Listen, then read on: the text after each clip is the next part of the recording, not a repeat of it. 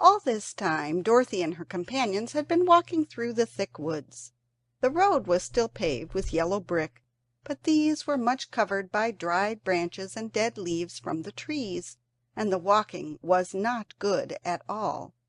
There were few birds in this part of the forest, for birds love the open country where there is plenty of sunshine. But now and then there came a deep growl from some wild animal hidden among the trees. These sounds made the little girl's heart beat fast, for she did not know what made them. But Toto knew, and he walked close to Dorothy's side and did not even bark in return. "How long will it be," the child asked of the Tin Woodman, "before we are out of the forest?" "I cannot tell," was the answer. "for I have never been to the Emerald City, but my father went there once, when I was a boy, and he said it was a long journey through a dangerous country. Although nearer to the city where Oz dwells, the country is beautiful. But I am not afraid, so long as I have my oil can, and nothing can hurt the Scarecrow, while you bear upon your forehead the mark of the good witch's kiss, and that will protect you from harm." "But Toto," said the girl anxiously, "what will protect him?" "We must protect him ourselves if he is in danger," replied the Tin Woodman.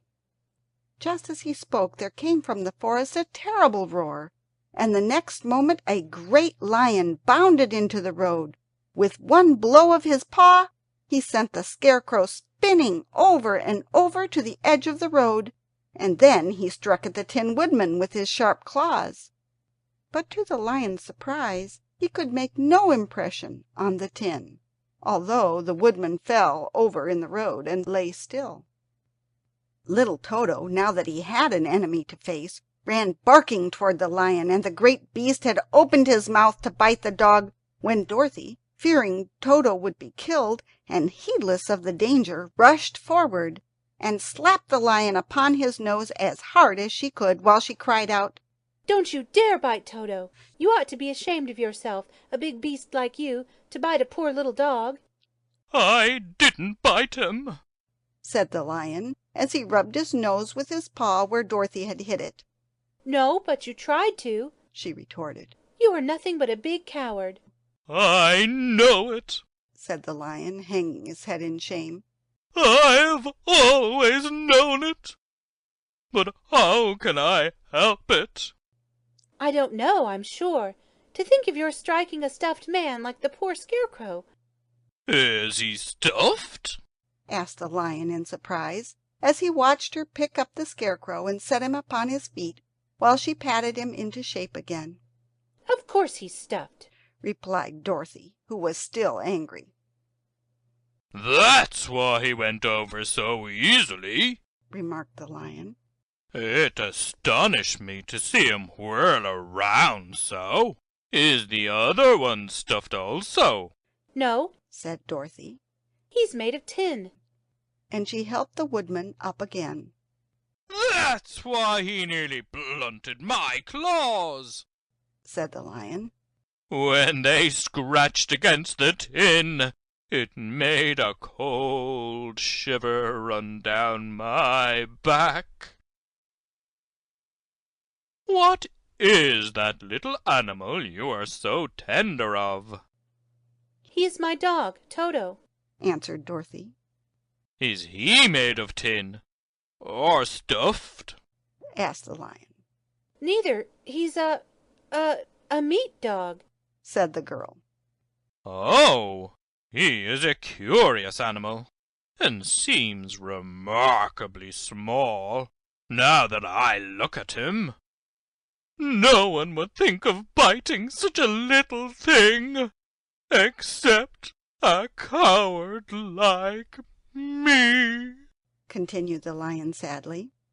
"What makes you a coward?" asked Dorothy, looking at the great beast in wonder, for he was as big as a small horse.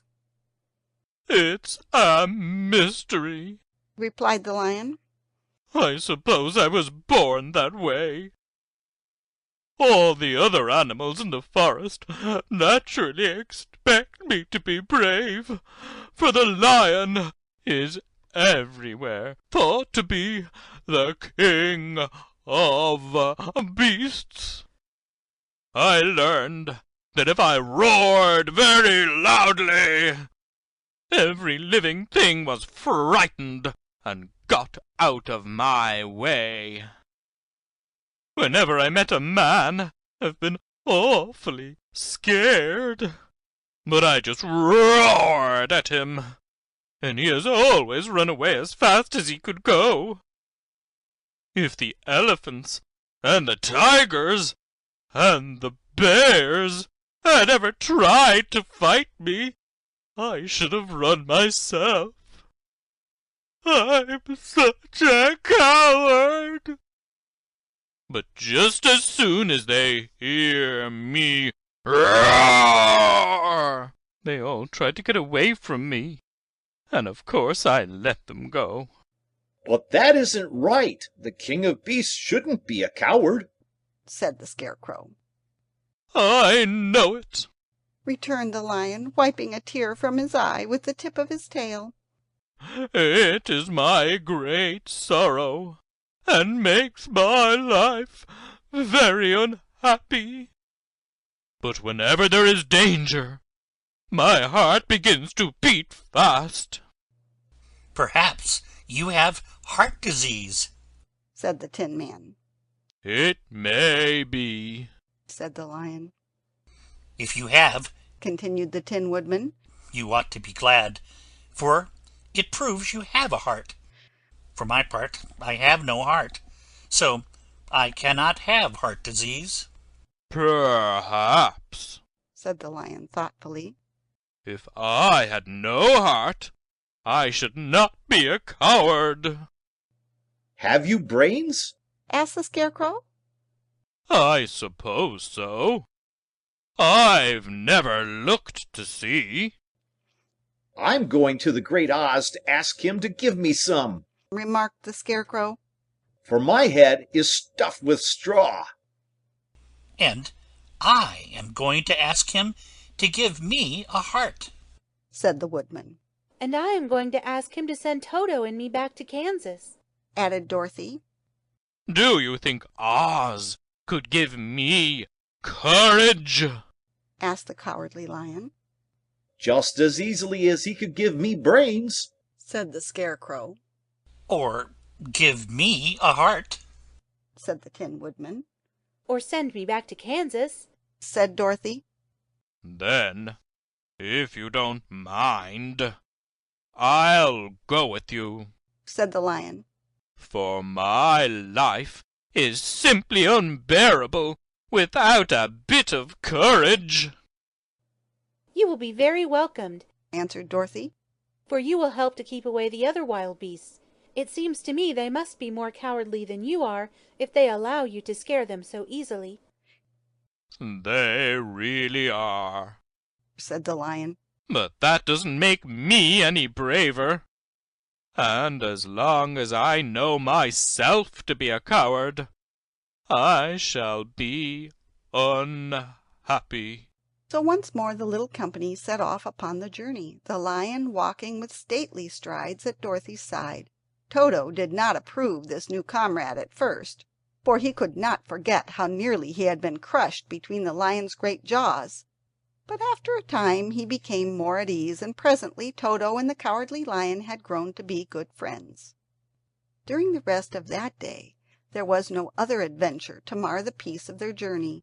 Once, indeed, the Tin Woodman stepped upon a beetle that was crawling along the road, and killed the poor little thing. This made the Tin Woodman very unhappy, for he was always careful not to hurt any living creature, and as he walked along he wept several tears of sorrow and regret. These tears ran slowly down his face and over the hinges of his jaw, and there they rested. When Dorothy presently asked him a question, the Tin Woodman could not open his mouth, for his jaws were tightly rusted together. He became greatly frightened at this, and made many motions to Dorothy to relieve him, but she could not understand. The lion was also puzzled to know what was wrong, but the Scarecrow seized the oil can from Dorothy's basket and oiled the woodman's jaws, so that after a few moments he could talk as well as before. "This will serve me as a lesson," said he, "to look where I step. For if I should kill another bug or beetle, I should surely cry again, and crying rusts my jaws so that I cannot speak."